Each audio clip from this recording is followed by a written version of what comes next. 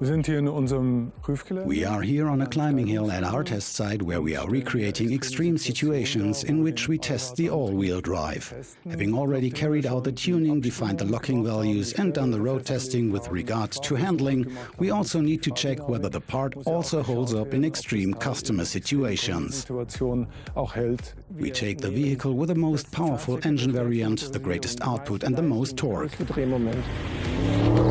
We take tires with the largest rims and the least rubber so that it contains few damping elements. We drive in the sharpest drive select mode and disable the ESC completely.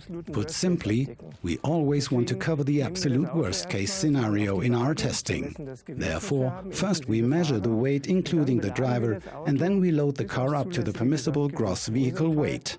In this case, we have loaded it with 25 sacks weighing 20 kilograms each. So in total we have 500 kilograms plus the driver, meaning that we are absolutely at the limits of what is permissible. Here we have an installation where tiled areas repeatedly alternate with asphalt, with a very high amount of grip. This installation is then watered. That enables us to simulate frequently driving on sheets of ice even during summer operations.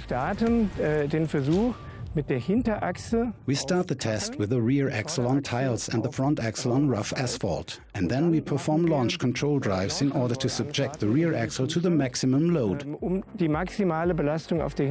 It is very heavily loaded and then suddenly comes from the patch of ice onto the asphalt and experiences very high torque peaks accordingly. And if my rear axle is on ice, all of the torque that I need to get this heavy vehicle up the mountain must be distributed over a single axle. This means that the center differential needs to distribute the torque and balance out the rotational speeds with a full engine load all at the same time. Of course, that is an extreme load for this part, but it must be able to do it and must not suffer any damage. To conclude the test, we then drive over the entire patchwork quilt of ice and asphalt with full load acceleration.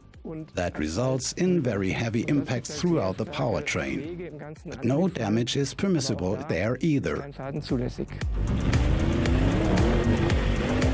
The benefits to the customer are that their center differential will never go to pieces and also that the rest of the drive will hold up for 300,000 kilometers or more.